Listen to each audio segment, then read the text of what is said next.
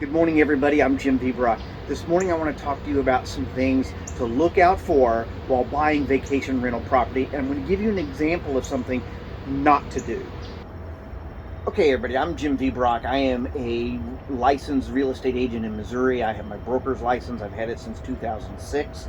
I specialize in vacation rentable properties and lakefront properties. I have a special designation from the National Association of Realtors called the Resort and Second Home Property Specialists, which sets me out from other realtors in the industry and makes me a professional in the vacation rental industry.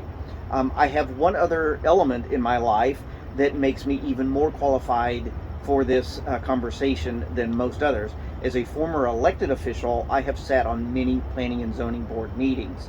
So let's talk about some things to look out for when you're looking at listings for vacation rental properties. And then I'm going to go into a specific example where the sellers and the agent are being deceitful and dishonest. Okay, one of the very first things that I think you should look for when buying any property, vacation rentable or not, particularly if it's in town, is a thing called the covenants and restrictions. It is a document that is recorded in the recorder's office of the county, along with the deeds and so forth, the debt instruments and all that are all recorded at the recorder's office in most cases, and you'll find it there. Most title companies have them on file, and you can get them very quickly. But they're going to be the instrument that prohibits you from being able to rent any property, just any property, as a vacation rentable property. And here's why. This covenant and restriction right here, item number 1 on here, specifically prohibits vacation rental properties. And what it'll usually say is something like commercial endeavors are not allowed, or only the owner occupied properties are allowed, something like that. But there will be verbiage in your CCRs, your covenants and restrictions, that prohibits using your property as a vacation rentable property. And when you go before your planning and zoning board to get permission from the county or the municipality to use your property as a short-term rental, they're likely going to pull this document and say, are you aware that you signed away your rights when you bought this property, prohibiting you from using it for what you're requesting for at that meeting? And it's amazing, as I've sat through lots of those meetings, how many people just have the deer in the headlights look. The reality of it is, and I'm a huge personal property rights guy, okay, I believe that you ought to be able to do pretty much with your property whatever you want to do because you own it. It's part of those bundles of rights that we all have. However, when you buy a property in a subdivision that has covenants and restrictions, you are signing away your rights to that. You are agreeing to these terms and conditions.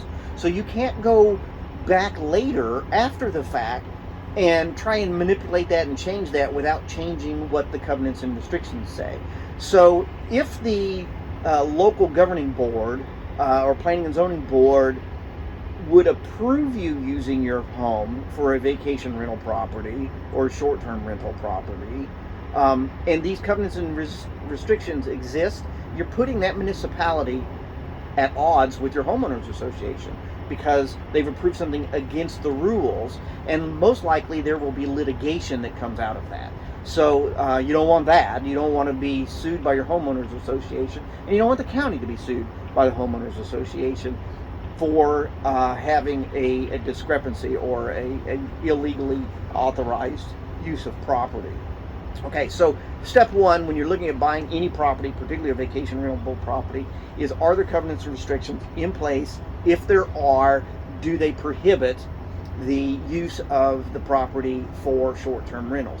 Now, I bring this up because it's very common on a listing. This is a listing from my multiple listing service, or MLS sometimes called, and in it there is a line here towards the bottom that says, is this property vacation rentable, yes or no? And this one says yes. Well, I know this is not right, because when I went on this listing appointment with these people, I pulled the covenants and restrictions, which specifically prohibit on line item number 1, no matter, that they can't use it for vacation rental property. When I get to the property, there's an electronic lock on the door, And there's this really nice portfolio laying on the table of all of the great things you can do while you're in the Branson area. Okay, telltale signs this property is being used for a vacation rentable property. When I quizzed the owner about that, the answer I got was, well, that's there for the friends and family that come to stay with us. Okay, so that they can get in and out without having to have a key. Okay, I'm being lied to. I know I'm being lied to. I know this property is being used for a vacation rentable property, and I know that it can't be officially approved as a vacation rentable property because I've already done my homework. Okay, so I didn't take this listing. Now I've been watching what we call the hot sheet for new listings, and sure enough, here is this property. It hit the market this morning. It has, yes, checked on here that you can have it as a vacation rentable property. And it even goes as far in the remarks as saying that this property generates $6,000 to $7,000 a month as a vacation rentable property. Okay, everybody involved in this listing is lying, and they know it. And this is not good for our industry. The agent that has listed this is actually holding a broker's license and holding their own broker's license and should know better. There is no copies of the covenants and restrictions provided in the document section of the listing. They are misleading people into believing that you can use this property for a vacation rental property, knowing full well that at some point down the line the county is going to send the owner of this property a cease and desist letter telling them they can't do it anymore. And they are asking a premium, above premium, for this particular piece of property. So imagine being a buyer, looking at this listing, making the assumption that everything in this listing is correct, and buying this property at a commercial rate, which is a higher interest rate, hoping to be able to make some money on it, and you probably can for a period of time, but all of a sudden you find out that your several $100,000 piece of property is not what you thought it was, that the value that you are paying for doesn't exist, because a vacation rental property is worth more because it's a commercial property than a standard home, even though it's the exact same piece of property.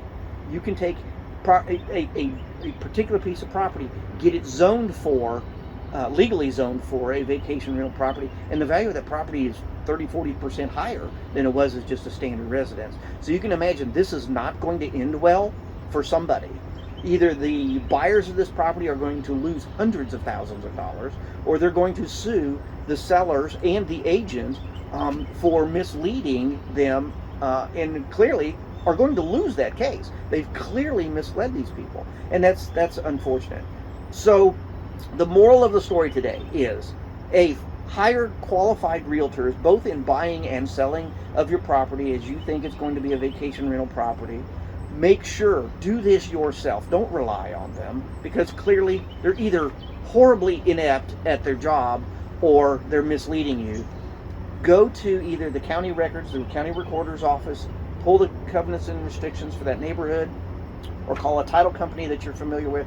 They'll have a copy of the covenants and restrictions for that neighborhood, and verify. You heard Ronald Reagan say, trust but verify, and I think that's important advice for today.